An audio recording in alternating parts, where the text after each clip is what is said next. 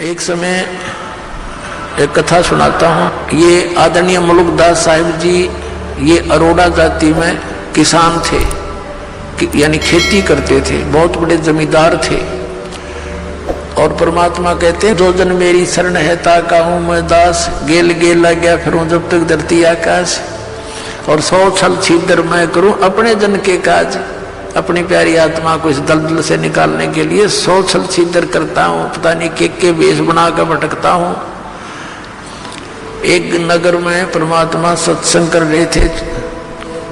ये समय समय पर आकर भक्ति जीवित कर जाते हैं दाता कबीर साहब। उसी नगर में मुलुकदास के गांव में 5-4 सेवक थे, गरीब गरीब व्यक्ति। और परमात्मा उनके घरों में रुके हुए थे, सत्संग करते थे। भगत कहते थे जी कल हमारे भोजन करना। 1 हफ्ते के लिए रोक लिया। 5-7 भगत परिवार थे।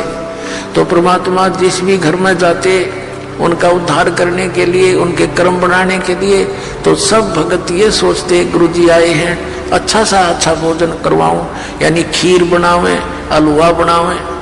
तो वो चौधरी साहब जो मुलुकदास जी थे, नंबरदार गांव के चौधरी 1 नंबर के, जैसे आजकल सरपंच होते हैं, उसमें नंबरदार की इतनी प्रभुता होती थी। वो तो सुबह सुबह घूमने जाता या घूम कर जंगल से वापस आता खेतों से। तो उधर से क्या होता, गरीब के घर में परमात्मा विराजमान थे और वहां हलवा चढ़ा दिया।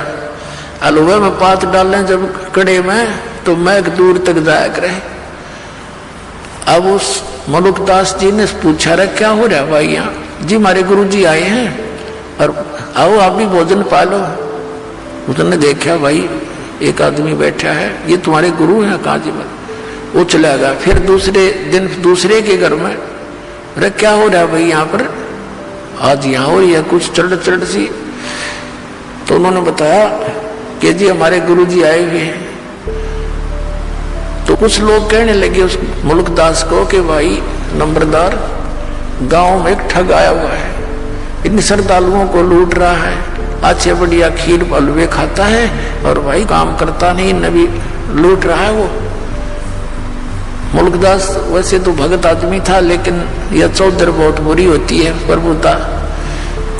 जाके जिस भगत के घर वो रुके हुए थे परमात्मा उस दिन, अब वो मुलुकदास जाकर के उस घर में प्रवेश हुआ जहां परमात्मा विराजमान थे। और परमात्मा कबीर जी से कहने लगे, ए भाई आप कौन हो और यहाँ क्या कर रहे हो?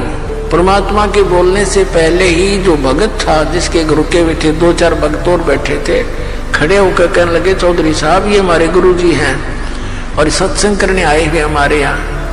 कहने लगे भाई तू करके क्यों नहीं खाता है? अच्छा हट्टा कट्टा दिखे तो दुनिया को मूर्ख बना रहा है, अब ना करके खाया कर।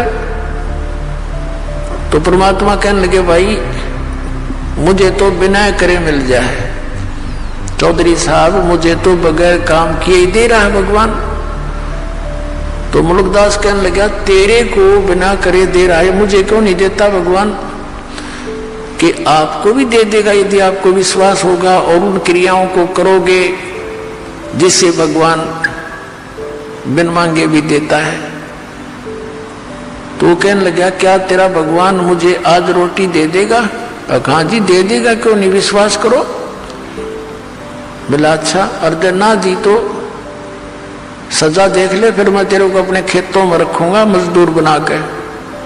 और परमात्मा बोले जब भगवान ने तेरे को आज रोटी दे दी तो क्या करेगा? कि मैं तेरा चेला बन जाऊंगा। परमात्मा बोले भाई ठीक है, और याद रखिए इस बात ने, पक्का हूं भाई वचन का मैं।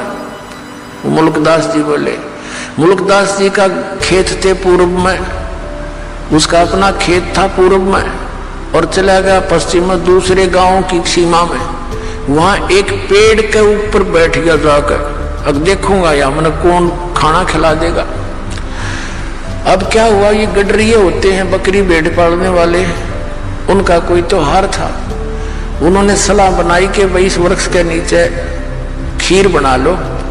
एक आधी गाय भी उनके साथ थी, लागड़े।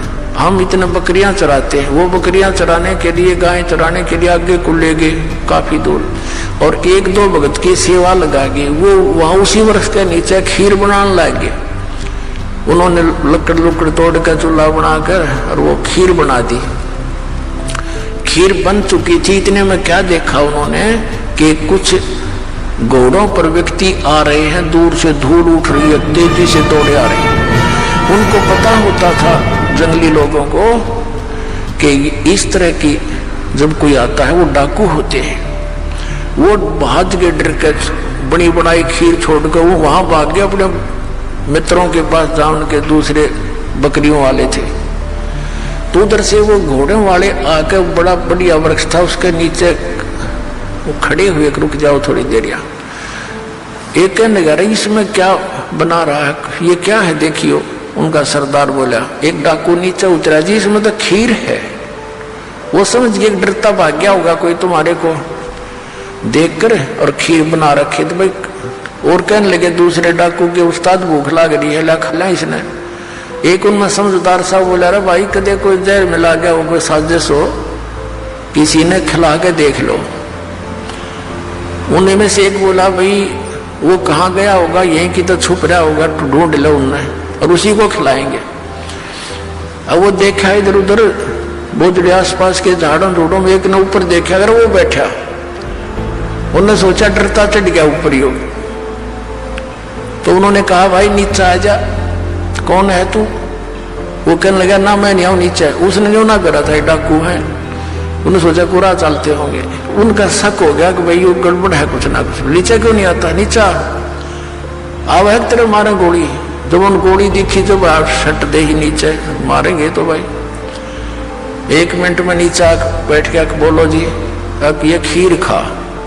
उसने गाल के थोड़ा सा तो ढक्कन सा था, उसमें खीर गाल दी, खा इसने। बोला कति नहीं खाऊं। अब वो उसकी प्रतिज्ञा टूटे, नू नाटे। उनका पक्का शक हो गया कि बदमाश कुछ ना कुछ गड़बड़ कर रहा है इसमें। दो मारे जूत और लात मारी, खा बैठ के। अब उसने सोचा ये गढ़ेंगे और गड़ा पीटेंगे। उसने वह खा ली और खा के एक मारी लात, 1 घंटे बैठाए रखा, अब मरेगा तो मर लेगा। जब देखा ठीक ठाक है, उसने कहा जी वैसे कोई और बात थी और ये तो कोई और बनाओ थे, वो भाग गए डर के। तो बोला तो भाग यहाँ से, उसका मारी लाते को भाग लिया। फिर उन्होंने खीर खाई या ना खाई दूसरी बात। तो उसने जब वो देखा कि ये तो डाकू है और उन्होंने मारे उसका लात, वो घना डर गया मुल्कदास। और करे कबीर साहब को, हे फलाने के गुरुजी जिसके घर में वो रुका हुआ था, उसका नाम लेके ए धनपत के गुरुजी आज मेरी जान बचा दे, मैं तेरा चेला बनूंगा पक्का। अब मालिक ने उसकी फड़क भी काटनी थी और वो वहां भी भरवानी थी। तो उसका जो पक्की जचगी, आज इस गुरुजी के कारण मेरी जान बची है, ना तो सीधी मारे गोली ने किसका डर हो से भाई। तो वहां से लेकर सीधी सुरती लाई उसने, जान बची, लाखों पाए और परमात्मा के चरणों में आकर गिर गया और बैठ के रोए। परमात्मा बोले, चौधरी साहब भगवान ने कुछ करी सेवा?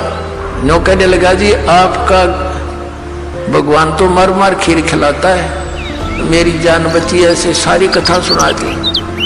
तो परमात्मा कहते, ये सब खेल हमारे किए, हमसे मिले सो निश्चय जी।